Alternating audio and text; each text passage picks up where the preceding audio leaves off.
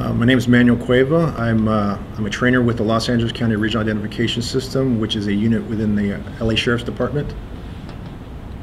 My name is Cueva and Bevan. I'm a deputy sheriff with LA County, working with Los Angeles County Regional Identification Systems.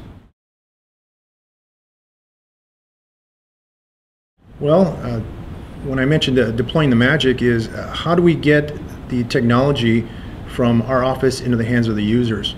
So there's a lot of things that have to come into play first before that happens. Logistically, in configuring devices, make sure that they're tested and there's connectivity and that they're getting responses back on the devices. Then we have training. We have to train our users on the proper use of these tools, how to read the responses, what to do with that information, and also as part of the training, how to maintain the devices themselves. Since they are in the field, we don't have a technician that will roll out to your location to fix your device. You're it. We have a support line that can guide you through this, but I train my users to help themselves, and so I'm involved in all those aspects of getting the magic out to our users. It originated in 1986 when the fingerprint identification was the current standard at the time was ink and paper, and it was a very lengthy process when somebody's arrested to try and identify that person through the mail, because quite often they're released, and when you get the response back in the mail, there's really nothing you can do. So the ability to digitize that information and send it through that way and get a quicker response was what basically brought LACRIS around.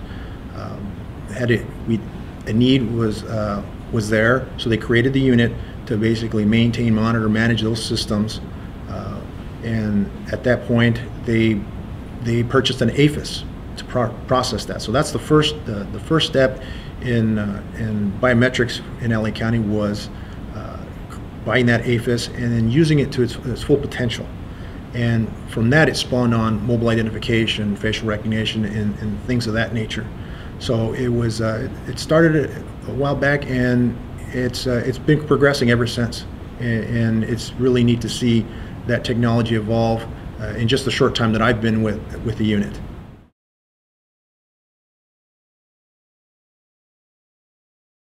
The hardware itself is becoming more robust, getting faster. Early on in the beta testing phases, there was a big issue with connectivity. Cell phones were relatively new at the time, and when I was doing searches on those early devices, I would lose connection, and instead of getting a 2-minute response, I was waiting 10-15 minutes, and I can't hold somebody indefinitely.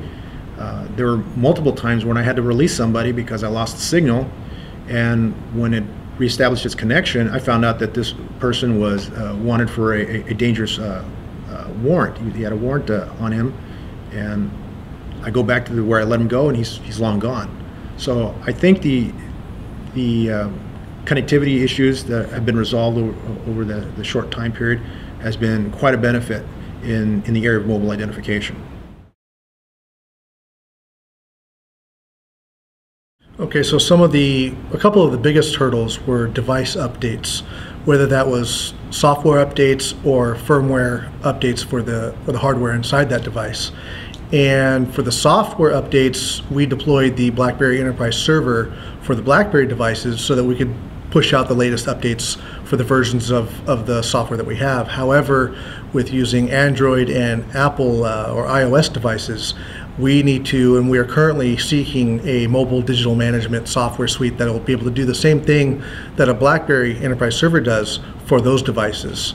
For the firmware problem, we're looking at a way from the vendor to deploy a firmware update over the web or over the net or however it is, so that we don't have to bring in the multitude of devices back to our unit to do a firmware or physical upgrade of that device. Another hurdle that we came across was the ability for different transaction devices, whether it's through the email, through FTP, or whatnot. Currently, those are the only two that we use, but with the wide use of web services and XML, those will be our next iterations, and we'll be forcing our vendors that we purchase the next generation mobile ID to offer those as connectivity options.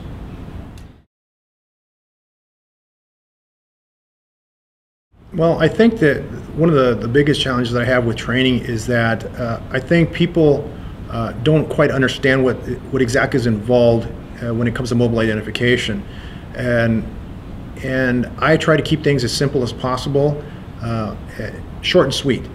So when I condense what they need to know in a 2-hour block, and they're used to all-day training or 40-week block for CPR or report writing or some sort of investigative class, which is very extensive. So I don't think it gets the attention because it's such a short block that they put the effort into to disseminate that training within their own units. And so I frequently have to retrain people that from a particular unit or station that came in 6 months earlier. And there's a big turnover rate. The people that are using our equipment don't know the full potential that equipment has to do. And I'm always finding that after the fact.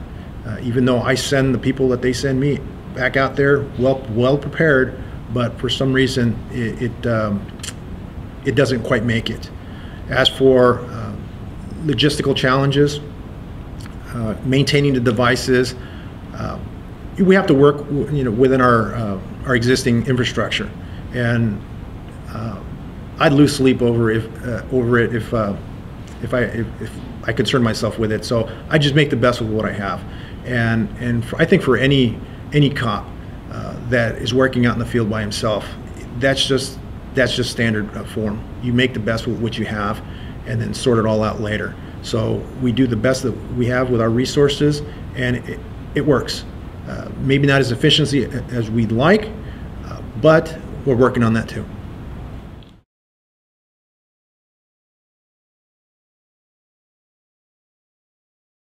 All of these are beneficial to knowing what's coming down the pike. You've got the PhDs and the doctors saying that this algorithm does this to this technology, and that gives us a foresight of what might be coming down, so it helps us better prepare internally to be ready for it.